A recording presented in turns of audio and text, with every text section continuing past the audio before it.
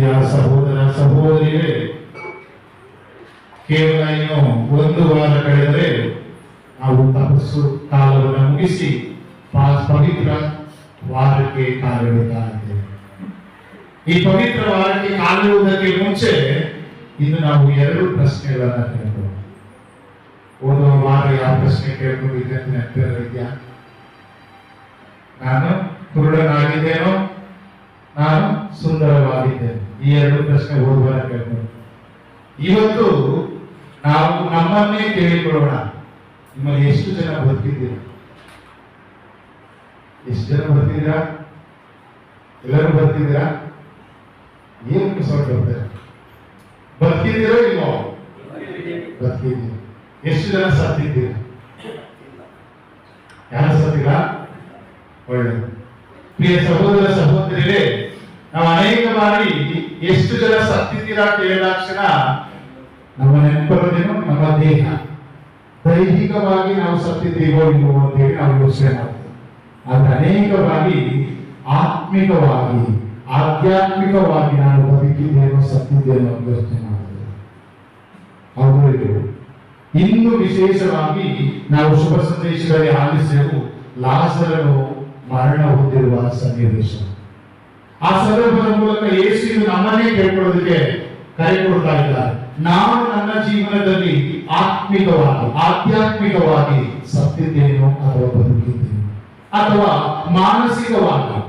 ಅನೇಕ ಬಾರಿ ನಾವು ದೈಹಿಕವಾಗಿ ಚೆನ್ನಾಗಿರ್ತೇವೆ, ಆದ್ರೆ ಮಾನಸಿಕವಾಗಿ ಅನೇಕ ನೋವುಗಳಿಂದ ಗೊಂದಲಗಳಿಂದ ತುಂಬಿರ್ತೇವೆ. ಅದು ಆತ್ಮಿಕವಾಗಿ ಅಷ್ಟು ಮತ್ತೆ ಮಾನಸಿಕವಾಗಿ ಸತ್ತಿದ್ದೇವೆ. ಆದ್ರೆ ಇಂದು ನಮಗೆ ಈ ಲಾಜರನ ಸಾವಿನ ಮೂಲಕ ಯೇಸು ನಮಗೆ 5 ಸಂದೇಶಗಳನ್ನು ಕೊಡ್ತಾ ಇದ್ದಾರೆ. ಬೇರೆ ಒಂದು ಶುಭ ಸಂದೇಶ ಓದಿದಾಗ ನನಗೆ 12 ಪಾಯಿಂಟ್ಗಳು ಸಿಕ್ತು. ನಾವು ನಮ್ಮ ಜೀವನದಲ್ಲಿ ಏನು ಕಲಿಬಹುದು ಅದ್ರ ಬಗ್ಗೆ 12 ಪಾಯಿಂಟ್ಗಳಿವೆ. ಆದ್ರೆ ಇವತ್ತಿಗೆ ಕೇವಲ 5 ಇಂಪಾರ್ಟೆಂಟ್ ಪಾಯಿಂಟ್ಗಳನ್ನ ನಾವು ಧ್ಯಾನಿಸಲು ಪ್ರಯತ್ನಿಸೋಣ. ಮೊದಲನೇದಾಗಿ ಇಂದಿನ ಮೊದಲನೆಯ ವಾಕ್ಯ, ಲಾಜರನ ಸಹೋದರಿಯರು ಯೇಸುವಿಗೆ, ಪ್ರಭು ನಿಮ್ಮ ಆಪ್ತ ಮಿತ್ರನು ಅಸ್ವಸ್ಥನಾಗಿದ್ದಾನೆ. ಅಂದ್ರೆ ಲಾಜರ್ ಮತ್ತೆ ಯೇಸುವಿನ ನಡುವಿನ ಸಂಬಂಧದ ಬಗ್ಗೆ ಬಹಳ ಚೆನ್ನಾಗಿ ಗೊತ್ತಾಗುತ್ತಲ್ವ. ಆಪ್ತ ಮಿತ್ರ, ನಿಮ್ಮ ಆಪ್ತ ಮಿತ್ರ ಲಾಜರನು ಅಸ್ವಸ್ಥನ, ಇನ್ನು ಸತ್ತಿಲ್ಲ. ಅಂದ್ರೆ ಮುಂಚೆ ಯೇಸುವಿನ ಇನ್ಫಾರ್ಮೇಶನ್ ಆಗಲೇ ಗಳಿಸಿದ್ದಾರೆ. ಸೊ ನಮ್ಮ ಕುಟುಂಬಗಳಲ್ಲಿ ಇರ್ಬೋದು, ನಮ್ಮ ಫ್ರೆಂಡ್ಸ್ ಸರ್ಕಲ್ ಅಲ್ಲಿ ಇರ್ಬೋದು, ಯಾರಾದ್ರೂ ಸಾಯುವ ಸ್ಥಿತಿಯಲ್ಲಿದ್ದಾರೆ ಅಂತ ಹೇಳಿದ್ರೆ ನಾವೇನ್ ಮಾಡ್ತೀವಿ? ಓಡಿ ಹೋಗ್ತೇವೆ. ಅಟ್ಲೀಸ್ಟ್ ಅವರ ಮುಖವನ್ನು ನೋಡಿ ಅವರ ಕೊನೆಯ ಕ್ಷಣಗಳಲ್ಲಿ ಅವರಿಗೊಂದು ಸಾಂತ್ವನ ಹೇಳೋಣ ಅಂತೀವಿ. ಆದ್ರೆ ಯೇಸು ಇಲ್ಲಿ ನೋಡ್ತಾ ಇದ್ದಾರೆ. ನಾವು ಯೇಸು ದೇವರ ವಾಕ್ಯ ಹೇಳಿದ್ರೆ, ಈ ಲಾಜರನ ಕಾಯಿಲೆಯ ಸುದ್ದಿಯನ್ನ ಕೇಳಿದ ಮೇಲೂ ಯೇಸು ತಾವಿದ್ದಲ್ಲಿಯೇ ಇನ್ನೂ 2 ದಿನ ಉಳಿದುಕೊಂಡು, ಅಂದ್ರೆ ತಕ್ಷಣ ಅವರು ಹೋಗಿ ಲಾಜರನ ಭೇಟಿ ಮಾಡಲಿಲ್ಲ. ಅಂದ್ರೆ ಪ್ರಿಯ ಸಹೋದರ ಸಹೋದರಿಯರೇ, ನಮ್ಮ ಜೀವನದಲ್ಲಿ ಏನೇ ಸಂಭವಿಸಲಿ, ಅದು ಸಾವೇ ಆಗಲಿ, ನಷ್ಟವೇ ಆಗಲಿ, ಲಾಭವೇ ಆಗಲಿ, ಅದರ ಹಿಂದೆ ಪರ್ಪಸ್, ಏನೋ ಒಂದು ಸಂದೇಶ ನಮ್ಮ ಜೀವನದಲ್ಲಿ ಅಡಕವಾಗಿದೆ. ಅದರಿಂದ ಈ ಲಾಜರನ ಸಾವಿನ ಹಿಂದೆ ಒಂದು ಮಹತ್ತರವಾದ ಒಂದು ಕಾರಣ ಇತ್ತು. ಅದು ಕಾಯಿಲೆ ಅಲ್ಲ, ಆದ್ರೆ ಬೇರೆ. ಯೇಸು ಅದನ್ನು ಹೇಳ್ತಾ ಇದ್ದಾರೆ, ಈ ಕಾಯಿಲೆ ಮರಣಕ್ಕಾಗಿ ಬಂದುದಲ್ಲ, ದೇವರ ಮಹಿಮೆಯನ್ನ ಹೆಚ್ಚಿಸುವುದಕ್ಕಾಗಿ ಬಂದಿದೆ. ಇದರ ಮೂಲಕ ದೇವರ ಪುತ್ರನಿಗೆ ಮಹಿಮೆ ಉಂಟಾಗಲಿದೆ. ಅಂದ್ರೆ ಲಾಜರ ಸಾಯಬೇಕು ಅನ್ನೋದು ದೇವರ ಚಿತ್ತವಾಗಿದೆ. ಕಾರಣ ಇಷ್ಟೇ. ನಾವು ಇನ್ನು ಈ ಒಂದು ಯೌವನ ಶುಭ ಸಂದೇಶ 11ನೇ ಅಧ್ಯಾಯದ ಹಿಂದಿನ ವಾಕ್ಯಗಳನ್ನು ನಾವು ನೋಡಿದ್ರೆ ಬೇರೆ, ಯೇಸುವನ್ನ ಈಗಾಗಲೇ ಹಿಡಿದಿಡಲು ಪ್ರಯತ್ನಿಸ್ತಾ ಇದ್ರು. ಅವರನ್ನ ಬಂಧಿಸಿ ಅವರನ್ನ ಕೊಲ್ಲೋದಕ್ಕೆ ಆಗಲೇ ಒಳಸಂಚು ನಡೀತಾ ಇತ್ತು. ಈ ಬೆತಾನಿ ಎಂಬುದು ಇರೋದು ಜುದೇಯ ಪ್ರಾಂತ್ಯದಲ್ಲಿ. ಆ ಜುದೇಯ ಪ್ರಾಂತ್ಯಕ್ಕೆ ಏನಾದ್ರೂ ಯೇಸು ಹೋದ್ರೆ ಅಲ್ಲಿ ಯೇಸುವನ್ನ ಹಿಡಿದು ಅವರನ್ನ ಕೊಲ್ಲೋದಕ್ಕೆ ಈಗಾಗಲೇ ಅನೇಕ ಪರಿಸರಗಳು ಹೊಂಚು ಹಾಕ್ತಾರೆ. ಈ ಸಂದರ್ಭದಲ್ಲಿ ಅಲ್ಲಿ ಯೇಸುವಿನ ಮೇಲೆ ಯಾರಿಗೂ ವಿಶ್ವಾಸವಿಲ್ಲ. ಯೇಸುವನ್ನ ಕಂಡ್ರೆ ಎಲ್ಲರಿಗೂ ಅವರನ್ನ ಕಂಡ್ರೆ ಸಾಕು, ಅವರಿಗೆ ಏನೋ ಒಂದು ರೀತಿಯ ದ್ವೇಷ. ಮತ್ತೆ ಶಿಷ್ಯರಲ್ಲೂ ಸಹ ಏನೋ ಒಂದು ಭಯ ಇತ್ತು. ಯೇಸು ಏನಾದ್ರೂ ಅಲ್ಲಿಗೆ ಹೋದ್ರೆ ಯೇಸುವನ್ನ ಕೊಂದು ಹಾಕ್ತಾರೆ, ಯೇಸುವನ್ನ ನಾವು ಕಳ್ಕೊಳ್ತೇವೆ ಎಂಬ ಭಯ ಆ ಶಿಷ್ಯರಲ್ಲಿ. ಎಲ್ಲವನ್ನ ನೋಡಿದ ಯೇಸು ಆ ಲಾಜರನನ್ನು ಸಾಯುವ ತನಕ ಅವರು ಬೆಳೆಯುವುದಿಲ್ಲ. ಕಾರಣ ಅದರ ಸಾವಿನ ಮೂಲಕ ಯೇಸು ಅನೇಕ ಜನರಿಗೆ ತಾನು ಯಾರು ಎಂಬುದನ್ನು ತೋರಿಸಬೇಕಾಗಿ. ಆದ್ರಿಂದಲೇ ನಾವು ನೋಡ್ತೇವೆ 2 ದಿನ ಲೇಟ್ ಆಗಿ ಹೋಗ್ತಾರೆ. ಅವನಿನ್ನು ಆ ಯೇಸುವಿಗೆ ಹೋಗಿ ತಲುಪಿದಾಗ ಎಷ್ಟು ದಿನ ಆಗಿತ್ತು? 4 ದಿನ ಆಗಲೇ ಸಮಾಧಿ ಮಾಡಿ ಆಗಿ ಹೋಗಿತ್ತು. ಅಂದ್ರೆ ಪ್ರಿಯರೇ, ನಮ್ಮ ಜೀವನದಲ್ಲಿ ಪ್ರತಿಯೊಂದು ಸಾರಿ ಏನೇ ಒಂದು ಘಟನೆ ನಡೆಯಲಿ, ಏನೇ ಒಂದು ಸಮಸ್ಯೆಗಳು ಬರಲಿ, ಕಷ್ಟಗಳು ಬರಲಿ, ಸಮಸ್ಯೆಗಳು ಬರಲಿ, ಆ ಸಮಯದಲ್ಲಿ ನಿಮಗೆ ನೆನಪಾಗಬೇಕು, ಈ ಕಷ್ಟದ ಹಿಂದೆ ಏನೋ ಒಂದು ದೇವರು ಸಂದೇಶವನ್ನು ಕೊಡಲು ಬಯಸುತ್ತಾ ಇದ್ದಾರೆ. ಮೊದಲನೇದಾಗಿ ಸಾವಿನ ಹಿಂದೆ ಯೇಸು ಆ ಸತ್ತವರನ್ನ ಜೀವಕ್ಕೆ ಎಬ್ಬಿಸುವುದರ ಮೂಲಕ ಯೇಸು ತಾನು ನಿಜವಾಗಿಯೂ ದೇವರ ಪುತ್ರ ಎಂಬುದನ್ನು ಆಗಿದ್ದ ಜನರಿಗೆ ಸಾರಿದರು. ಯಾಕೆ ಹೇಳಿದ್ರೆ, ಮನುಷ್ಯರಾದ ಯಾರಾದ್ರೂ ಸತ್ತಿರುವ ವ್ಯಕ್ತಿಯನ್ನು ಜೀವಕ್ಕೆ ಎಬ್ಬಿಸೋದು ನೀವು ನೋಡಿದ್ದೀರಾ ಅಥವಾ ಕೇಳಿದ್ದೀರಾ? ಎಲ್ಲಾದ್ರೂ ಯಾವತ್ತೂ ಸಹ ಸತ್ಯವನ್ನು ಮತ್ತೆ ಜೀವಕ್ಕೆ ಎಬ್ಬಿಸಕ್ಕಾಗುತ್ತಾ? ಆಗೋದಿಲ್ಲ. ಒಂದು ವೇಳೆ ಒಬ್ಬ ವ್ಯಕ್ತಿ ಬಂದ್ಬಿಟ್ಟು ಅವರನ್ನ ಸಾವಿನಿಂದ ಮತ್ತೆ ಜೀವಕ್ಕೆ ಎಬ್ಬಿಸ್ತಾ ಇದ್ದಾರೆ ಅಂತ ಹೇಳಿದ್ರೆ ಅವ್ರಿಗೆ ಏನಾಗಿರ್ಬೇಕು? ದೇವರಾಗಿರ್ಬೇಕು, ಅಥವಾ ದೇವರಿಂದ ವಿಶೇಷ ಅನುಗ್ರಹವನ್ನ ಪಡೆದಿರಲಾಗಿರ್ಬೇಕು. ಅಂದ್ರೆ ಆ ಒಂದು ಲಾಜರನ ಸಾವಿನ ಮೂಲಕ ಅಲ್ಲಿದ್ದ ಜನರಿಗೆ ದೇವರ ಮಹಿಮೆಯನ್ನ ಆ ಸಾವು ಸಾಗಿ. ಆ ಲಾಜರನ ಹೊರಗೆ ಬಂದಾಗ ಅಲ್ಲಿಂದ ಎಷ್ಟೋ ಜನ, ದೇವರ ವಾಕ್ಯ ಹೇಳ್ತದೆ, ಅಲ್ಲಿ ಬಂದಂತ ಯಹೂದ್ಯರು ಅನೇಕ ಜನ ಯೇಸುವಿನ ಮೇಲೆ ವಿಶ್ವಾಸವನ್ನ ಹೊಂದಿದರು. ಅಂದ್ರೆ ಆ ಯಹೂದ್ಯರು ಎಷ್ಟೋ ಜನ ಅವರನ್ನ ಹಿಡಿದು ಕೊಲ್ಲಬೇಕು ಅಂತ ಯೋಚನೆ ಮಾಡ್ತಾರೆ. ಆದ್ರೆ ಅವರಲ್ಲೇ ಒಂದು ಗುಂಪಲ್ಲಿ ಯಾರ್ಯಾರು ಈ ಕಾರ್ಯವನ್ನು ನೋಡಿರೋ ತಕ್ಷಣ ಅವರಿಗೆ ಯೇಸುವಿನಲ್ಲಿ ದೈವತ್ವವನ್ನು ಕಂಡುಕೊಂಡು ದೇವರ ಮಹಿಮೆಯನ್ನ ಅವರು ಹೊಗಳಿ ಸಾರಿದರು. ಅಂದ್ರೆ ಸಹೋದರ ಸಹೋದರರೇ, ಮೊದಲ ಸಂದೇಶ ನಮ್ಮ ಬದುಕಿಗೆ, ನಮ್ಮ ಜೀವನದಲ್ಲಿ ಕಷ್ಟಗಳ ಬರಲಿ, ಏನೇ ಬರಲಿ, ಅದು ಒಂದು ಪರ್ಪಸ್ ಇದೆ. ನಾನು ಉದಾಹರಣೆಗಳನ್ನು ಕೊಡೋದಾದ್ರೆ, ಏನೋ ಒಂದು ಕಾಯಿಲೆ ಬಂತು, ಆ ಸಮಯದಲ್ಲಿ ನಮಗೆ ಏನಕ್ಕೆ ಕಾಯಿಲೆ ಬಂತು ಅಂತ ನಾವು ಪ್ರಶ್ನಿಸಿಕೊಂಡು ನಾವು ಅವಲೋಕಿಸಿ ನೋಡಿದಾಗ ಎಲ್ಲೋ ಒಂದು ರೀತಿ ನಾವು ದೇವರ ಮೇಲೆ ಹೆಚ್ಚು ವಿಶ್ವಾಸವನ್ನ ತಾಳಬೇಕು ಎಂಬ ಕಾರಣದಿಂದ ಆ ಕಾಯಿಲೆ ಬಂದಿರಬಹುದು. ದೇವರನ್ನು ನಾವು ಮರೆತಿರ್ಬೋದು, ಕುಟುಂಬದಲ್ಲಿ ಪ್ರಾರ್ಥನೆಗಳಿಲ್ಲದೆ ಇರ್ಬೋದು. ಆಗ ನೋಡಿಬೇಕಾದ್ರೆ ನಮ್ಮ ಕುಟುಂಬದಲ್ಲಿ ನಮ್ಮ ಆಪ್ತರೇ ಯಾರಾದ್ರೂ ಹುಷಾರಿಲ್ಲ ಅಂತ ಹೇಳಿದ್ರೆ ನಾವು ಪ್ರಾರ್ಥನೆ ಮಾಡಬೇಕು ಹೋಗ್ತೇವೆ, ದೇವರ ಕಡೆ ತಿಳ್ಕೊಳ್ತೇವೆ. ಸೊ ಅದೇ ರೀತಿ ನಾನೇನೋ ಒಂದು ಡಿಸಿಷನ್ ತಗೊಂಡೆ, ಆ ಡಿಸಿಷನ್ ಇಂದಾಗಿ ನಾನು ಏನೋ ಒಂದು ಲಾಸ್ ತಗೊಂಡೆ, ಏನೋ ಲಾಸ್ ಆಗಿದೆ, ನನಗೆ ನಷ್ಟ ಆಗಿದೆ. ಅಲ್ಲೂ ಸಹ ಒಂದು ಪಾಠವನ್ನ ದೇವರು ಕಲಿಸೋದಕ್ಕೆ ಪ್ರಯತ್ನ ಪಡ್ತಾ ಇರ್ಬೋದು. ಹೇಳಕ್ಕಾಗೋದಿಲ್ಲ. ಏನು ಯಾವಾಗಲೂ ನನ್ನ ಅಹಂಕಾರದಿಂದ ನಾನೇ ನಾನು ಡಿಸಿಷನ್ಗಳನ್ನ ತಗೊಳ್ತಾ ಇದ್ದೀನಿ. ಆ ಡಿಸಿಷನ್ ತಗೋಬೇಕಾದ್ರೆ ಬೇರೆಯವರ ಸಲಹೆಯನ್ನು ತಗೊಳ್ತಾ ಇದ್ದೇವೆ, ಅಥವಾ ದೇವರ ಒಂದು ಪ್ರಾರ್ಥನೆಯ ಮೂಲಕ ನಾನು ಆ ಒಂದು ನಿರ್ಧಾರವನ್ನು ಮಾಡ್ತಾನೆ ಇಲ್ಲದೇ ಇರಬಹುದು. ಆ ಎಲ್ಲ ಕಾರಣಗಳಿಂದಾಗಿ ನಾವು ಒಂದು ಸೋಲನ್ನಾಗಿ ಪಡೆದಿರಬಹುದು. ಅದು ಒಂದು ಸಂದೇಶ. ಪ್ರತಿಯೊಂದು ನಿಮ್ಮ ಜೀವನದಲ್ಲಿ ನಡೆಯುವ ಪ್ರತಿಯೊಂದು ಘಟನೆಗೆ ಅದಕ್ಕಾದ ಒಂದು ಕಾರಣ ಇರ್ತದೆ. ಆ ಕಾರಣ ಅಂದ್ರೆ ಅದು ದೇವರ ಚಿತ್ತ.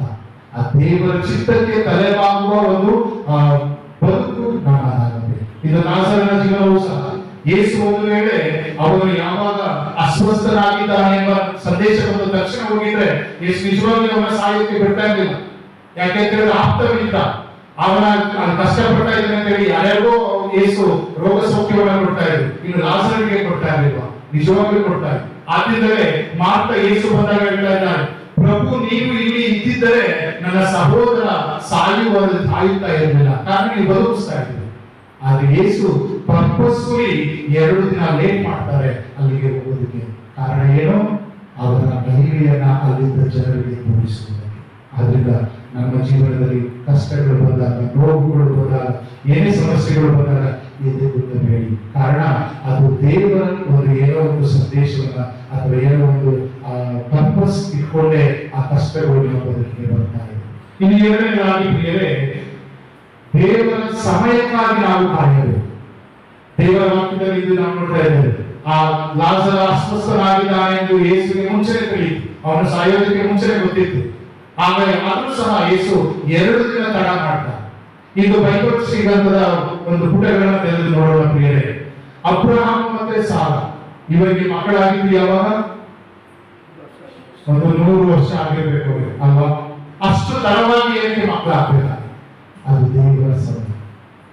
ಮುಂಚೆ ಮಕ್ಕಳಾಗಬಹುದಾಗಿತ್ತು, ಆದ್ರೆ ಆ 100 ವರ್ಷವಾದ ಮೇಲೆ ಹುಟ್ಟಿದ ಒಬ್ಬ ಇಸಾಕನ ಮೂಲಕ ಒಂದು ದೊಡ್ಡ ಜನಾಂಗವೇ ಸೃಷ್ಟಿ ಮಾಡಬೇಕೆಂಬುದು ದೇವರ ಒಂದು ಪ್ಲಾನ್ ಆಗಿತ್ತು. ಅದೇ ರೀತಿ ನಾವು ಜಕರಿಯ ಮತ್ತು ಎಲಿಸಬೆತ್ತರ ಜೀವನವನ್ನು ನೋಡೋಣ. ಸ್ಥಾನಿಕ ಯುವಾನರ ತಂದೆ ತಾಯಿ ಏನಕ್ಕೆ ಮುಪ್ಪಿನವರೆಗೆ ದೇವರು ಅವರನ್ನ ಕಾಯಿಸಬೇಕಾಗಿತ್ತು. ಅವರು ಪ್ರಾರ್ಥನೆ ಮಾಡ್ತಾ ಇದ್ರು, ಉಪವಾಸ ಮಾಡ್ತಾ ಇದ್ರು, ದೇವರ ಸೇವೆ ಮಾಡ್ತಾ ಇದ್ರು. ಆದ್ರೂ ಸಹ ಅವಳಿಗೆ ಮಕ್ಕಳ ಕೊರತೆ ಇತ್ತು. ಬಂಜೆಯಾಗಿದ್ದರು ಎಲಿಸಬೆತ್.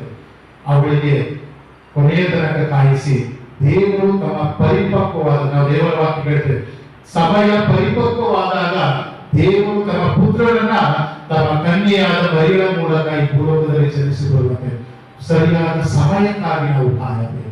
ಇಲ್ಲಿ ಪ್ರಿಯರೇ, ನಮ್ಮ ಸಮಯ ದೇವರ ಸಮಯದಂತೆ ಇರುವುದಿಲ್ಲ. ನಾವು ಏನ್ ಮಾಡ್ತೀವಿ, ಅನೇಕ ಬಾರಿ ನಾನೀಗ ಪ್ರಾರ್ಥನೆ ಮಾಡಿದ್ರೆ ನಾಳೆ ನನಗೆ ಈ ಪ್ರಾಬ್ಲಮ್ ಸಾಲ್ವ್ ಆಗ್ಬೇಕು, ನಾನು ಇವತ್ತು ಪ್ರಾರ್ಥನೆ ಮಾಡಿದ್ರೆ ನನಗೆ ಇವತ್ತೇ ದೇವರನ್ನ ಕೊಡ್ಬೇಕು, ಇದು ನಮ್ಮ ಸಮಯ, ನಾವು ಯೋಚಿಸುವಂತ ಸಮಯ. ಆದ್ರೆ ದೇವರ ಯೋಜನೆಯೇ ಬೇರೆ ಇರ್ತದೆ. ಆ ದೇವರ ಯೋಜನೆಯೇ ಬೇರೆ ಇರಬೇಕಾದ್ರೆ ದೇವರ ಸಮಯಕ್ಕಾಗಿ ನಾವು ಕಾಯಬೇಕು. We have to wait for the God's time. ದೇವರು ಯಾವಾಗ ಕೊಡ್ಬೇಕು ಅಂತ ಇದ್ದಾರೆ ಅವಾಗ ಕೊಟ್ಟೇ ಕೊಡ್ತಾರೆ. ಆದ್ರೆ ನಮ್ಮಲ್ಲಿ ತಾಳ್ಮೆಯಿಂದ ಕಾಯುವ ಗುಣ ಇದೆ. ಆ ಒಂದು ಲಾಜರನ ಜೀವನದಲ್ಲೂ ಸಹ ಆ ಮಾರ್ತ ಮತ್ತೆ ಮರಿಯ ತಾಳ್ಮೆಯಿಂದ ಕಾದು ಯೇಸು ಬರುತ್ತಾರೆ. ಏನ್ ದೇವರ ವಾಕ್ಯ ಹೇಳ್ತದೆ, ಈಗಲೂ ಸಹ ನೀವು ಪ್ರಾರ್ಥಿಸಿದರೆ ದೇವರು ನನಗೆ ಕೊಟ್ಟೆ ಕೊಡ್ತಾರೆ ಅಂತ ಮಾರ್ತ ಹೇಳ್ತಾರೆ. ಅಂದ್ರೆ ದೇವರ ಸಮಯಕ್ಕಾಗಿ ನಾವು ನಮ್ಮ ಜೀವನದಲ್ಲಿ ಕಾಯಬೇಕು ತಾಳ್ಮೆಯಿಂದ. ಇನ್ನೂ ನಿಮ್ಮ ಬದುಕಿನಲ್ಲಿ ನಿಮ್ಮ ಕುಟುಂಬಕ್ಕೆ ಏನೋ ವರದಾನಗಳು ಬೇಕಾಗಿದೆ, ಅದು ಎಷ್ಟು ಪ್ರಾರ್ಥನೆ ಮಾಡ್ತಾ ಇದ್ರು ಅದು ಸಿಗ್ತಾ ಇಲ್ಲ. Wait for the time God's time. ದೇವರು ಕೊಟ್ಟೆ ಕೊಡ್ತಾರೆ. ಆ ಭರವಸೆಯಲ್ಲಿ ಜೀವಿಸಲು ಈ ಒಂದು ಸಾವು ನಮಗೆ ಕರೆ ಕೊಡ್ತದೆ. ಯಾವಾಗ ಆ ಮಾರ್ತ ಮರಿಯ ಯೇಸುವಿಗಾಗಿ ಕಾದು ಕುಳಿತರೋ, ಅವರು ಯೇಸು ಬಂದು ಸತ್ತವರಿಗೆ ಜೀವವನ್ನು ಕೊಟ್ಟರು. ನಮ್ಮ ಜೀವನದಲ್ಲೂ ನಾವು ತಾಳ್ಮೆಯಿಂದ ವಿಶ್ವಾಸದಿಂದ ಕಾದು ಕುಳಿತಾಗ ದೇವರು ಕೊಟ್ಟೆ ಕೊಡುತ್ತಾರೆ. ಇನ್ನು ಮೂರನೇದಾಗಿ ಪ್ರಿಯರೇ, only Jesus has the power over death. ಮರಣದ ಮೇಲೆ ಯೇಸುವಿಗೆ ಮಾತ್ರ ಶಕ್ತಿ ಇದೆ, ಅಧಿಕಾರ ಇದೆ ಜೀವವನ್ನು ಉತ್ಪತ್ತಿ ಮಾಡೋದಕ್ಕೆ. ಆದ್ರಿಂದಲೇ ನಾವು ನೋಡ್ತೇವೆ, ಯಾಯರನ ಮಗಳನ್ನ ಸತ್ತು ಹೋದಾಗ ಯೇಸು ಸ್ವತಃ ಅವರೇ ಮನೆಗೆ ಹೋಗಿ ಆ ಬಾಲಕಿಗೆ ಜೀವವನ್ನು ಕೊಡ್ತಾರೆ. ಅದೇ ರೀತಿ ನಾಯಿನ್ ನಗರದಲ್ಲಿ ಯೇಸು ದಾರಿಯಲ್ಲಿ ಹೋಗ್ಬೇಕಾದ್ರೆ ಅವರ ಎದುರಿಗೆ ಆ ಊರಿನಲ್ಲಿ ದಾರಿಯಲ್ಲಿ ಬೀದಿಯಲ್ಲಿ ಒಬ್ಬ ಬಾಲಕನ ಸಾವು, ಮರಣದ ಸಾವು ಹೋಗ್ತಾ ಇರ್ತದೆ. ಅದನ್ನು ನೋಡಿದ ಯೇಸು ಆ ಬಾಲಕನಿಗೆ ದಾರಿಯಲ್ಲಿ ಜೀವವನ್ನು ಕೊಡ್ತಾರೆ. ಅದೇ ರೀತಿ ಲಾಜರ ಸತ್ತು 4 ದಿನವಾದರೂ ಸಹ ಅವನ ದೇಹ ಕೊಳೆತು ಹೋಗಿದೆ. ಅಂತ ಸ್ಥಿತಿಯಲ್ಲಿದ್ದಂತಹ ಲಾಜರನ ದೇಹಕ್ಕೆ ಪುನಃ ಯೇಸು ಜೀವನ ಸಮಾಧಿಯಲ್ಲಿ ಕೊಡುತ್ತಾರೆ. ಇಲ್ಲಿ 3 ಸನ್ನಿವೇಶಗಳು. ಮೊದಲನೇದು ಮನೆಯೊಳಗೆ ಹೋಗಿ ಯೇಸು ಜೀವವನ್ನು ಕೊಡ್ತಾರೆ. ಎರಡನೇದು ಬೀದಿಯಲ್ಲಿ ಯೇಸು ಜೀವವನ್ನು ಕೊಡ್ತಾರೆ. ಮೂರನೇದು ಸಮಾಧಿಯಲ್ಲಿ ಯೇಸು ಜೀವವನ್ನು ಕೊಡ್ತಾರೆ. ಮನೆ ನಮ್ಮ ಹೃದಯದ ಸಂಕೇತ. ನಾವು ಅನೇಕ ಬಾರಿ ಪಾಪಗಳನ್ನ ಮಾಡಿರ್ತೇವೆ. ಆ ಪಾಪ ಬೇರೆ ಯಾರಿಗೂ ಗೊತ್ತಿರೋದಿಲ್ಲ, ಕೇವಲ ನನಗೊಬ್ಬಿಗೆ ಗೊತ್ತಿರ್ತದೆ, ನನ್ನ ಹೃದಯಕ್ಕೆ ಮಾತ್ರ ಗೊತ್ತಿರ್ತದೆ. ಅಂತ ಒಂದು ಸಾಯುವ ಸ್ಥಿತಿಯಲ್ಲಿ, ಅಂತ ಒಂದು ಪಾಪದ ಸ್ಥಿತಿಯಲ್ಲಿ ನೀವಿದ್ರೂ ಸಹ ನಿಮ್ಮನ್ನ ಮೇಲಕ್ಕೆತ್ತಿ ಹೊಸ ಜೀವನ ಕೊಡುವ ಶಕ್ತಿ ಯೇಸುವಿಗೆ. ಅದೇ ರೀತಿ ನೀವು ಮಾಡಿದ ಪಾಪ ಇಡೀ ಊರಿಗೆ ಗೊತ್ತಿರ್ತದೆ, ಎಲ್ಲ ಈ ಪ್ರಪಂಚಕ್ಕೆ ಗೊತ್ತಿರ್ತದೆ. ಎಲ್ಲರೂ ನಿಮ್ಮನ್ನ ತಿರಸ್ಕರಿಸ್ತಾ ಇರ್ತಾರೆ ಅಥವಾ ನಿಮಗೆ ಗೌರವವನ್ನು ಕೊಡ್ತಾ ಇರಲಿಲ್ಲ. ಅಂತ ಸ್ಥಿತಿಯಲ್ಲೂ ಆ ಬೀದಿಯಲ್ಲಿದ್ದಂತಹ ಆ ನಾಯಿನ್ ನಗರದಲ್ಲಿ ಆ ವಿಧವೆಯ ಮಗನಿಗೆ ಜೀವ ಕೊಟ್ಟಂತೆ ನಿಮಗೂ ಸಹ ಹೊಸ ಜೀವನ ಯೇಸು ಕೊಡಲು ಕಾಯುತ್ತಾರೆ. ಅದೇ ರೀತಿ ಲಾಜರನು ಸತ್ತು ಸಮಾಧಿಯಲ್ಲಿದ್ದಾನೆ. ನನ್ನ ಜೀವನದಲ್ಲೂ ಸಹ ಅನೇಕ ಬಾರಿ ದುಷ್ಟಗಳ ಒಂದು ಸಮಾಧಿಯಲ್ಲಿರ್ತಾನೆ. ಆ ಸಮಾಧಿಯಿಂದ ಓದೋದನ್ನು ಸಮಾಜದ ಹೊರಗೆ ಬರೋಕ್ಕೆ ಸಾಧ್ಯವಿಲ್ಲ, ಕಾರಣ ಅವನ ಜೀವ ಇಲ್ಲ. ನಮ್ಮ ಜೀವನದಲ್ಲೂ ಆ ದುಷ್ಟಗಳಿಗೆ ನಾವು ಬಿದ್ದು ಅದರಿಂದ ಆಚೆಗೆ ಬರಕ್ಕಾಗ್ತಾ ಇರಲ್ಲ. ಅಂತ ಒಂದು ಸನ್ನಿವೇಶದಲ್ಲೂ ಯೇಸು ನಮಗೆ ಶಕ್ತಿ ಜೀವವನ್ನು ಕೊಡಲು ಶಕ್ತನಾಗಿದ್ದಾರೆ. ಆದ್ದರಿಂದ ಪ್ರಿಯ ಸಹೋದರ ಸಹೋದರಿ, ನಮ್ಮ ಪಾಪದ ಫಲ ಮರಣವಾಗಿದೆ. ಅದರಿಂದ ನಾವು ಪಾಪದಿಂದ ಎಷ್ಟೆತ್ತುಕೊಳ್ಳಲು ಮಾಡ್ತಾ ಇದ್ರು, ಅದರಿಂದ ಮೇಲಕ್ಕೆತ್ತಿ ಹೊಸ ಜೀವನ ಕೊಡಲು ಯೇಸು ಮಾತ್ರ ಸಾಧ್ಯ. ಅದರಿಂದ ಇದು ಮೂರನೆಯ ಸಂದೇಶ, ಯೇಸುವಿನಲ್ಲಿ ವಿಶ್ವಾಸವಿಲ್ಲ. ಯೇಸು ನಮ್ಮನ್ನ ಪುನಃ ಒಂದು ಹೊಸ ಬದುಕಿನಲ್ಲಿ ಕರೆದುಕೊಂಡು ಹೋಗುವ ಏಕೈಕ ವ್ಯಕ್ತಿಯಾಗಿದ್ದಾನೆ. ಅವರಲ್ಲಿ ನಂಬಿಕೆ ಇರೋದು. ಇನ್ನು 4ನೇದಾಗಿ ಪ್ರಿಯರೇ, ಇಂದಿನ ಶುಭ ಸಂದೇಶದಲ್ಲಿ ಯೇಸು ಅಲ್ಲಿದ್ದ ಜನರಿಗೆ ಹೇಳುತ್ತಾ ಇದ್ದಾರೆ, ಆ ಕಲ್ಲನ್ನ ತೆಗೆಯಿರಿ. ಯೇಸು ಹೋದಾಗ ಆ ಸಮಾಧಿ ಒಂದು ಗುಹೆ ಆಗಿರ್ತದೆ, ಗಡಿ ಆಗಿರ್ತದೆ, ಅದಕ್ಕೆ ದೊಡ್ಡ ಕಲ್ಲನ್ನ ಮುಚ್ಚಿರ್ತಾರೆ. ನಾವು ಯೇಸು ಪುನರುತ್ಥಾನ ಹೊಂದಿದಾಗ ನೋಡ್ತೇವೆ, ಯೇಸುವಿನ ಸಮಾಧಿಗೆ ದೊಡ್ಡ ಕಲ್ಲನ್ನ ಹಾಕಿದ್ರು. 2 ಮಹಿಳೆಯರು ಯೇಸುವಿನ ನೋಡೋದಕ್ಕೆ ಹೋಗ್ತಾರೆ. ಆ ಗಡಿಯಲ್ಲಿ ಕಲ್ಲಿದ್ದ ಕಲ್ಲು ಪಕ್ಕಕ್ಕೆ ಸರಿಸಲಾಗಿದೆ. ಅಂದ್ರೆ ಯಾರು ಸರಿಸಿದ್ರು? ಪ್ರಭು ಯೇಸು ಅವರ ದೈವ ಶಕ್ತಿಯಿಂದ ಅದನ್ನ ಸಲ್ಲಿಸಿದ್ರು. ಹೀಗಿರ್ಬೇಕಾದ್ರೆ ಹುಟ್ಟುಕೂಡಲಿಗೆ ಕಣ್ಣನ್ನ ಕೊಟ್ಟವರಿಗೆ ಆ ಗವಿಗೆ ಮುಚ್ಚಿದ ಕಲ್ಲನ್ನ ತೆಗೆಯುವುದು ಕಷ್ಟ ಆಗಿಲ್ಲ. ಒಂದು ಮಾತು ಯೇಸು ಹೇಳಿದ್ರೆ ಆ ಕಲ್ಲು ಸರಿದು ಆಚೆಗೆ ನಿಲ್ತಾರೆ. ಆದ್ರೆ ಯೇಸು ಅಮಿತ ಜನರಿಗೆ ಹೇಳ್ತಾ ಇದ್ದಾರೆ, ಆ ಕಲ್ಲನ್ನ ತೆಗೆಯಿರಿ. ಇಲ್ಲಿ 4ನೇ ಸಂದೇಶ ಆಗಿದೆ ಪ್ರಿಯರೇ, ಗಾಡ್ ವಾಂಟ್ಸ್ ಹ್ಯೂಮನ್ ಕೋಆಪರೇಷನ್. ನಮ್ಮ ಬದುಕಿನಲ್ಲಿ ಒಂದು ಹೊಸತನ ಪ್ರಾರಂಭವಾಗಬೇಕು ಅಂದ್ರೆ, ನಮ್ಮ ಬದುಕಿನಲ್ಲಿ ಒಂದು ಬದಲಾವಣೆ ಪ್ರಾರಂಭವಾಗಬೇಕು ಅಂತ ಹೇಳಿದ್ರೆ ನಮ್ಮ ಸಹಕಾರ ದೇವರಿಗೆ ಅವಶ್ಯಕ. ನಾವು ದೇವರೊಂದಿಗೆ ಸಹಕರಿಸದೆ ಹೋದ್ರೆ ಅಲ್ಲಿ ಮಹತ್ ಕಾರ್ಯಗಳನ್ನು ನಾವು ನೋಡಲು ಸಾಧ್ಯವಿಲ್ಲ. ನಮ್ಮ ಕುಟುಂಬದಲ್ಲಿ ನಿಜವಾಗಿಯೂ ಒಂದು ಅದ್ಭುತಗಳು ನಡೀಬೇಕು ಅಂತ ಹೇಳಿದ್ರೆ ನಮ್ಮ ಸಹಕಾರ ದೇವರೊಂದಿಗೆ ಇರಬೇಕು. ಯಾವ ರೀತಿ? ಕುಟುಂಬ ಪ್ರಾರ್ಥನೆಯ ಮೂಲಕ ನಮ್ಮಲ್ಲಿರುವಂತಹ ಎಲ್ಲಾ ರೀತಿಯ ದುಷ್ಟತನಗಳನ್ನ ನಮ್ಮಿಂದ ನಾವು ಹೊರಹಾಕಿದಾಗ ನಾವು ದೇವರೊಂದಿಗೆ ಕೋಆಪರೇಟ್ ಮಾಡ್ತಾ ಇದ್ದೇವೆ, ಸಹಕಾರ ಮಾಡ್ತಾ ಇದ್ದೇವೆ. ದೇವರು ನನ್ನ ಜೊತೆ ಏನೋ ಒಂದು ಅದ್ಭುತವನ್ನ ಮಾಡೋದಕ್ಕೆ ನಾವು ಈ ದೇವರೊಂದಿಗೆ ಸಹಕರಿಸ್ತಾ ಇದ್ದೇವೆ. ಸೊ ಅದೇ ತರ ಇಂದಿನ ಶುಭ ಸಂದೇಶದಲ್ಲಿ ಹೇಳ್ತಾ ಇದ್ದಾರೆ, ಆ ಕಲ್ಲನ್ನ ತೆಗೆದು ಇಂದು ನಿಮ್ಮ ಬದುಕಿನಲ್ಲಿ ಯಾವ ಯಾವ ರೀತಿಯ ಕಲ್ಲುಗಳಿದೆ? ನನ್ನನ್ನ ದೇವರೊಂದಿಗೆ ಸಹಕರಿಸಲು ಬಿಡದೇ ಇರುವಂತಹ ಕಲ್ಲುಗಳು ಯಾವುವು? ದ್ವೇಷವಾಗಿರ್ಬೋದು, ಹೃದಯದಲ್ಲಿರುವಂತಹ ಸ್ವಾರ್ಥವಾಗಿರ್ಬೋದು, ಹೃದಯದಲ್ಲಿರುವಂತಹ ದುರ್ಗುಣಗಳಾಗಿರ್ಬೋದು, ಇವುಗಳು ಇಂದು ನಮ್ಮಲ್ಲಿರುವಂತಹ ಕಲ್ಲುಗಳು. ನಮ್ಮ ಹೃದಯವೆಂಬ ಗವಿಯನ್ನ ಮುಚ್ಚಿರುವ ಕಲ್ಲುಗಳು. ಅದನ್ನು ನಾವು ಹೊರಗೆ ಸರಿದಾಗ ಮಾತ್ರ ದೇವರೊಂದಿಗೆ ನಾನು ಕೋಆಪರೇಟ್ ಮಾಡ್ತೇನೆ, ಅವರ ಜೊತೆ ನಾನು ಸಹಕರಿಸಿದಾಗ ದೇವರು ಅದ್ಭುತಗಳನ್ನ ನನ್ನ ಬದುಕಿನಲ್ಲಿ, ನನ್ನ ಕುಟುಂಬದಲ್ಲಿ ಮಾಡಲು ಸಾಧ್ಯ. ಆದ್ದರಿಂದ ಪ್ರಿಯರೇ, ಇಂದು ನಾವು ದೇವರೊಂದಿಗೆ ಸಹಕರಿಸಬೇಕು. ಅದೇ ರೀತಿ ಮುಂದುವರೆದು ನಾವು ನೋಡ್ತೇವೆ, ಲಾಜರನ ಹೊರಗೆ ಬಂದಾಗ ಅವರ ಮುಖಕ್ಕೆ ಶವವಸ್ತ್ರದಿಂದ ತುಂಬಿಲಾಗಿತ್ತು. ಯೇಸು ಹೇಳ್ತಾ ಇದ್ದಾರೆ, ಯೇಸು ಹೇಳುವುದಾಗಿದ್ದು ಆ ಶವವಸ್ತ್ರಗಳೆಲ್ಲ ಹರಿದೋಗ್ಲಿ ಅಂತ, ಅದು ಹೊರಟೋಗ್ತಾ ಇತ್ತು. ಆದ್ರೆ ಯೇಸು ಹೇಳ್ತಾರೆ, ಅವರ ಶವವಸ್ತ್ರಗಳನ್ನು ಬಿಚ್ಚಿ ನೀವು ಬಿಚ್ಚಬೇಕು. ನೀವು ಬಿಚ್ಚಿದಾಗ ಮಾತ್ರ ದೇವರು ಅಲ್ಲಿ ಜೀವನ ತುಂಬೋದಕ್ಕೆ ಸಾಧ್ಯ.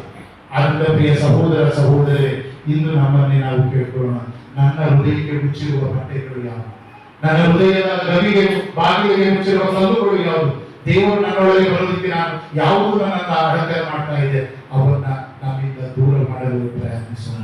ಇನ್ನು ಕೊನೆಯದಾಗಿ ಪ್ರಭು ಯೇಸು ಆ ಲಾಜರನಿಗೆ ಜೀವ ಕೊಟ್ಟಿದ್ದು ಯಾವ ರೀತಿ? ಯೇಸು ಜೋರಾಗಿ ಕೂಗಿ ಹೇಳ್ತಾರೆ, ಲಾಜರನೇ ಹೊರಗೆ ಬಾ. ಯೇಸುವಿನ ವಾಕ್ಯ. ಆ 4 ದಿನ ಆಗಿದ್ದು ಅವನ ಸಮಾಧಿಯಲ್ಲಿ. ಅದೇ ನಮ್ಮ ದೇಹ ಸಮಾಧಿಯಲ್ಲಿ 4 ದಿನ ಇಟ್ಟು ಏನಾಗುತ್ತೆ? ಕೊಳೆತು ನಾಡ್ತಾ ಇರುತ್ತೆ ಅಲ್ವಾ? ಅಂತ ಒಂದು ಕೊಳೆತು ನಾಡ್ತಾ ಇದ್ದಂತ ಲಾಜರನ ಜೀವಕ್ಕೆ ಜೀವ ಬಂದಿದ್ದು ಯಾವಾಗ? ಯೇಸು ಯಾವಾಗ ತನ್ನ ಬಾಯಿಂದ ಲಾಜರನೇ ಹೊರಗೆ ಬಾ ಅಂತ ಕರೆದ್ರು, ಆ ತಕ್ಷಣ ಅವನ ದೇಹ ಕೊಳೆತು ನಾಡ್ತಾ ಇದ್ದು ಜೀವದಿಂದ ದೂರ. ಆಮೇಲೆ ಅವರು ಹೊರಗೆ ಬರ್ತಾರೆ. ಅಂದ್ರೆ ದೇವರ ವಾಕ್ಯ ಸತ್ತವರಿಗೂ ಜೀವ ಕೊಡುವ ಶಕ್ತಿಯನ್ನು ಹೊಂದಿದೆ. ಇದರ ಮೊದಲನೇ ವಾಚನವನ್ನು ನಾವು ಎಸೆಕಿಯೇಲ ಪ್ರವಾದಿ 37ನೇ ಅಧ್ಯಾಯದಿಂದ ಆಲಿಸ್ತೇವೆ. ಅದರ ಹಿನ್ನೆಲೆ ಇಷ್ಟೇ, ದೇವರು ಎಸೆಕಿಯೇಲ ಪ್ರವಾದಿಗೆ ಒಂದು ದರ್ಶನವನ್ನು ಕೊಡ್ತಾರೆ. ಆ ದರ್ಶನದಲ್ಲಿ ಎಸೆಕಿಯೇಲ ಪ್ರವಾದಿಯನ್ನ ಒಂದು ಕಣಿವೆಗೆ ಕರ್ಕೊಂಡು ಹೋಗ್ತಾರೆ, ಒಂದು ಹಳ್ಳಕ್ಕೆ ಕರ್ಕೊಂಡು ಹೋಗ್ತಾರೆ. ಅಲ್ಲಿ ಬರೀ ಮೂಳೆಗಳು ತುಂಬಿರ್ತದೆ. ಆ ಮೂಳೆಗಳು ತುಂಬಿರಬೇಕಾದ್ರೆ ದೇವರು ಹೇಳ್ತಾರೆ, ನಿನ್ನ ಶ್ವಾಸವನ್ನು ಊದು, ಆ ಮೂಳೆಗಳಲ್ಲಿ ಜೀವ ಉತ್ಪತ್ತಿ ಆಗುತ್ತದೆ. ಆ ಶ್ವಾಸ ಅಂತ ಹೇಳಿದ್ರೆ ದೇವರ ವಾಕ್ಯ, ದೇವರ ವಾಕ್ಯ. ಆದ್ರಿಂದ ನಾವು ಆದಿಕಾಂಡದಲ್ಲಿ ನೋಡ್ತೀವಿ ಪ್ರಿಯರೇ, ಮರ ಉಂಟಾಗಲಿ ಅಂತ ಹೇಳಿದ್ರು, ಮರಗಳು ಉಂಟಾಗಲಿ. ಆಕಾಶ ಉಂಟಾಗಲಿ ಅಂತ ಹೇಳಿದ್ರು, ಆಕಾಶ ಉಂಟಾಯಿತು. ಜೀವ ಜಲಗಳು ನೀರಿನಲ್ಲಿ ಸೃಷ್ಟಿಯಾಗಲಿ ಎಂದು ಜೀವಜಲ ಉಂಟಾಯಿತು, ಪ್ರಾಣಿಗಳು ಉಂಟಾಗಲಿ. ಅಂದ್ರೆ ದೇವರ ವಾಕ್ಯಕ್ಕೆ ಅಷ್ಟು ಶಕ್ತಿ ಇದೆ. ಪ್ರಭು ಯೇಸು ಸಹ ಹೇಳ್ತಾ ಇದ್ರು, ನಿನಗೆ ಕಾಲು ಬರಲಿ, ಕಾಲು ಬಂತು, ಕೈ ಸರಿಯಾಯಿತು, ಕರುಳುಗಳು ಕಾಣಿಸಿಕೊಂಡು ಕುಷ್ಠರೋಗಗಳು ಮುಟ್ಟಿದಾಕ್ಷಣ ಮಾಯವಾಯಿತು. ಅಂದ್ರೆ ದೇವರ ವಾಕ್ಯಕ್ಕೆ ಅಷ್ಟು ಶಕ್ತಿ ಇದೆ. ಆದ್ರೆ ಎಷ್ಟರ ಮಟ್ಟಿಗೆ ನಾವು ದೇವರ ವಾಕ್ಯಕ್ಕೆ ಪ್ರಾಮುಖ್ಯತೆಯನ್ನು ಕೊಡ್ತಾ ಇದ್ದೀವಿ? ಪ್ರತಿ ಸರಿ ಹೇಳ್ತೇವೆ, ಬೈಬಲ್ ಓದಿ. ಎಷ್ಟು ಜನ ಓದಕ್ಕೆ ಸ್ಟಾರ್ಟ್ ಮಾಡಿದ್ರ? ಎಷ್ಟು ಜನ ಕುಟುಂಬಗಳಲ್ಲಿ ತಪ್ಪದೇ ಪ್ರತಿದಿನ ಒಂದು ಅಧ್ಯಾಯವಾಗಿ ಓದ್ತಾ ಇದ್ದೀರಾ? ಯಾಕೆಂತ ಹೇಳಿದ್ರೆ ಇಂದು ಆ ಲಾಜರನ ಸಾವಿನ ಹಿಂದೆ ಜೀವಕ್ಕೆ ಬರಲು ಕಾರಣ ದೇವರು ಪ್ರಭು ಯೇಸು ವಾಕ್ಯ, ಆ ದೇವರ ವಾಕ್ಯ. ಆದ್ದರಿಂದ ಈ 5 ಸಂದೇಶಗಳು ನಮ್ಮ ಬದುಕಿಗೆ, ಮೊದಲನೇದಾಗಿ ನಮ್ಮ ಬದುಕಿನಲ್ಲಿ ಏನೇ ಸಂಭವಿಸಲಿ ಅದರ ಹಿಂದೆ ಒಂದು ಕಾರಣ ಇರ್ತದೆ, ದೇವರ ಚಿತ್ತ ಇರ್ತದೆ, ಅದಕ್ಕೆ ಕಾರಣ. ಎರಡನೇದು, ನಮ್ಮ ಸಮಯಕ್ಕಾಗಿ ನಾವು ಕಾಯೋದು ಬೇಡ. ನಾವು ಕೇಳಿದಾಕ್ಷಣ ಬೇಕು ಅನ್ನೋದಲ್ಲ, ದೇವರು ಯಾವಾಗ ಕೊಡಬೇಕು ಅನ್ಕೊಳ್ತಾರೋ ಆಗ ದೇವರು ನಮಗೆ ಕೊಡ್ತಾರೆ. Let us wait for the last time. ಮೂರನೇದಾಗಿ, ನಮ್ಮಲ್ಲಿರುವಂತಹ ಎಲ್ಲ ಪಾಪಗಳಿಂದ ನಮ್ಮ ಮೇಲಕ್ಕೆತ್ತುವ ಶಕ್ತಿ ಪ್ರಭು ಯೇಸುವಿಗೆ. ಆ ಶಕ್ತಿಯಲ್ಲಿ ನಂಬಿಕೆ ಇರಿಸೋಣ. ನಮ್ಮ ಒಂದು ಸಾವಿನಿಂದ ನಮಗೆ ಪುನರ್ಜೀವನ ಕೊಡುವುದು ಅವರು. ಇನ್ನು ನಾಲ್ಕನೇದಾಗಿ ಪ್ರಿಯರೇ, ನಮ್ಮ ಹೃದಯದ ಗವಿಗೆ ಮುಚ್ಚಲ್ಪಟ್ಟಿರುವ ಕಲ್ಲುಗಳನ್ನು ತೆಗೆಯೋಣ. ನಮ್ಮ ಹೃದಯಕ್ಕೆ ಪಟ್ಟಿರುವಂತಹ ಶವವಸ್ತ್ರಗಳನ್ನು ಬಿಚ್ಚಿಡಲು ಪ್ರಯತ್ನಿಸೋಣ. ಆಗ ದೇವರು ನಮಗೆ ಮಹತ್ ಕಾರ್ಯವನ್ನು ಮಾಡ್ತಾರೆ. ಇನ್ನು ಕೊನೆಯದಾಗಿ ದೇವರ ವಾಕ್ಯಕ್ಕೆ ಹೆಚ್ಚು ಪ್ರಾಮುಖ್ಯತೆಯನ್ನು ಕೊಡೋಣ. ಆಗ ನಾವು ಆಚರಿಸುವ ಪವಿತ್ರವಾದ ಆ ಒಂದು ಶುಭ ಶುಕ್ರವಾರ ಪಾಸ್ಕಾ ಹಬ್ಬ ನಿಜವಾಗಿಯೂ ನಮ್ಮ ಬದುಕಿನಲ್ಲಿ ಅರ್ಥ ತುಂಬಿದ ಬದುಕಾಗುತ್ತದೆ.